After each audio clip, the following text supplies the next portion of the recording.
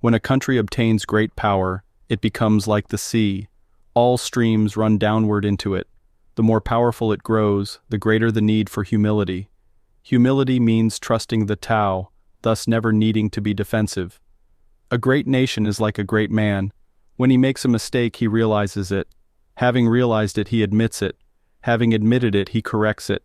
He considers those who point out his faults as his most benevolent teachers. He thinks of his enemy as the shadow that he himself casts. If a nation is centered in the Tao, if it nourishes its own people and doesn't meddle in the affairs of others, it will be a light to all nations in the world. The Tao is the center of the universe, the good man's treasure, the bad man's refuge. Honors can be bought with fine words, respect can be won with good deeds, but the Tao is beyond all value, and no one can achieve it. Thus, when a new leader is chosen, don't offer to help him with your wealth or your expertise. Offer instead to teach him about the Tao. Why did the ancient masters esteem the Tao?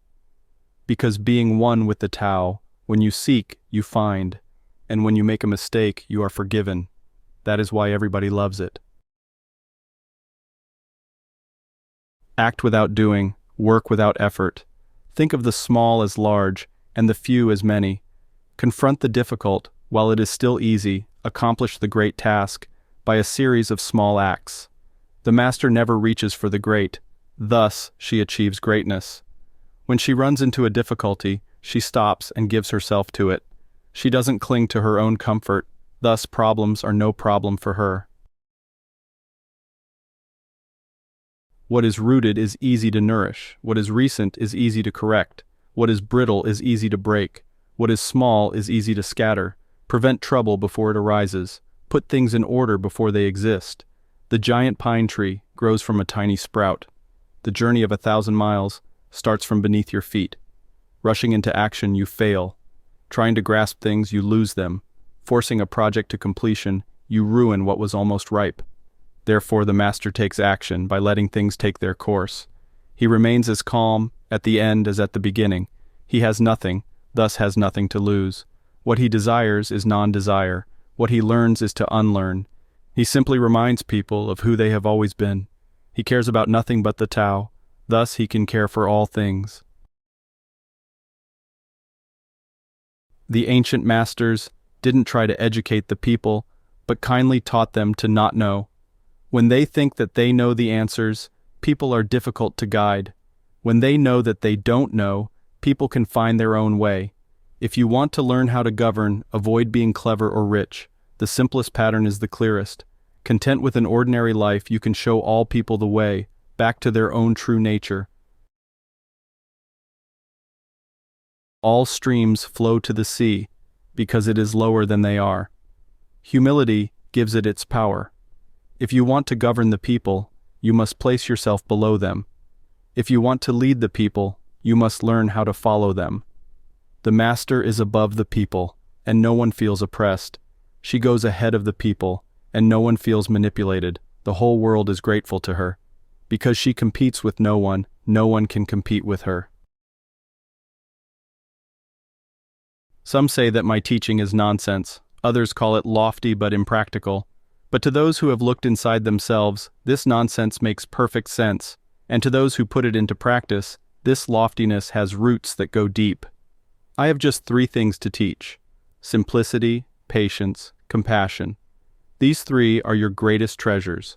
Simple in actions and in thoughts, you return to the source of being. Patient with both friends and enemies, you accord with the way things are. Compassionate toward yourself, you reconcile all beings in the world. The best athlete wants his opponent at his best. The best general enters the mind of his enemy. The best businessman serves the communal good. The best leader follows the will of the people. All of them embody the virtue of non-competition. Not that they don't love to compete, but they do it in the spirit of play.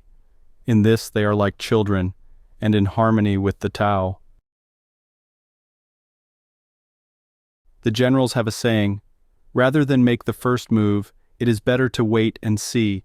Rather than advance an inch, it is better to retreat a yard. This is called going forward without advancing, pushing back without using weapons. There is no greater misfortune than underestimating your enemy. Underestimating your enemy means thinking that he is evil. Thus, you destroy your three treasures and become an enemy yourself. When two great forces oppose each other, the victory will go to the one that knows how to yield. My teachings are easy to understand and easy to put into practice. Yet your intellect will never grasp them, and if you try to practice them, you'll fail. My teachings are older than the world. How can you grasp their meaning? If you want to know me, look inside your heart. Not knowing is true knowledge. Presuming to know is a disease. First realize that you are sick, then you can move toward health. The Master is her own physician. She has healed herself of all knowing. Thus she is truly whole.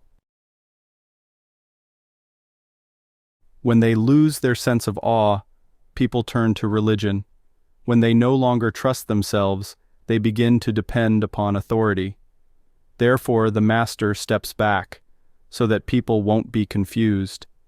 He teaches without a teaching, so that people will have nothing to learn. The Tao is always at ease. It overcomes without competing, answers without speaking a word, arrives without being summoned, accomplishes without a plan. Its net covers the whole universe. And though its meshes are wide, it doesn't let a thing slip through. If you realize that all things change, there is nothing you will try to hold on to. If you aren't afraid of dying, there is nothing you can't achieve. Trying to control the future is like trying to take the master carpenter's place. When you handle the master carpenter's tools, chances are that you'll cut your hand. When taxes are too high, people go hungry. When the government is too intrusive, people lose their spirit. Act for the people's benefit. Trust them, leave them alone. Men are born soft and supple. Dead, they are stiff and hard.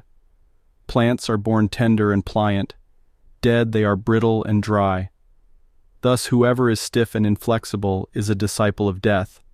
Whoever is soft and yielding is a disciple of life. The hard and stiff will be broken. The soft and supple will prevail. As it acts in the world, the Tao is like the bending of a bow. The top is bent downward, the bottom is bent up. It adjusts excess and deficiency so that there is perfect balance. It takes from what is too much and gives to what isn't enough. Those who try to control, who use force to protect their power, go against the direction of the Tao. They take from those who don't have enough and give to those who have far too much. The Master can keep giving, because there is no end to her wealth. She acts without expectation, succeeds without taking credit, and doesn't think that she is better than anyone else. Nothing in the world is as soft and yielding as water, yet for dissolving the hard and inflexible, nothing can surpass it. The soft overcomes the hard, the gentle overcomes the rigid. Everyone knows this is true, but few can put it into practice. Therefore the Master remains, serene in the midst of sorrow. Evil cannot enter his heart. Because he has given up helping, he is people's greatest help. True words seem paradoxical. Failure is an opportunity. If you blame someone else, there is no end to the blame. Therefore the Master fulfills her own obligations and corrects her own mistakes. She does what she needs to do and demands nothing of others. If a country is governed wisely, its inhabitants will be content. They enjoy the labor of their hands, and don't waste time inventing labor-saving machines. Since they dearly love their homes, they aren't interested in travel. There may be a few wagons and boats, but these don't go anywhere. There may be an arsenal of weapons, but nobody ever uses them.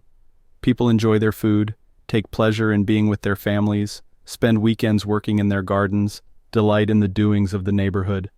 And even though the next country is so close, that people can hear its roosters crowing and its dogs barking. They are content to die of old age without ever having gone to see it. True words aren't eloquent. Eloquent words aren't true. Wise men don't need to prove their point. Men who need to prove their point aren't wise. The master has no possessions. The more he does for others, the happier he is. The more he gives to others, the wealthier he is. The Tao nourishes by not forcing, by not dominating, the master leads.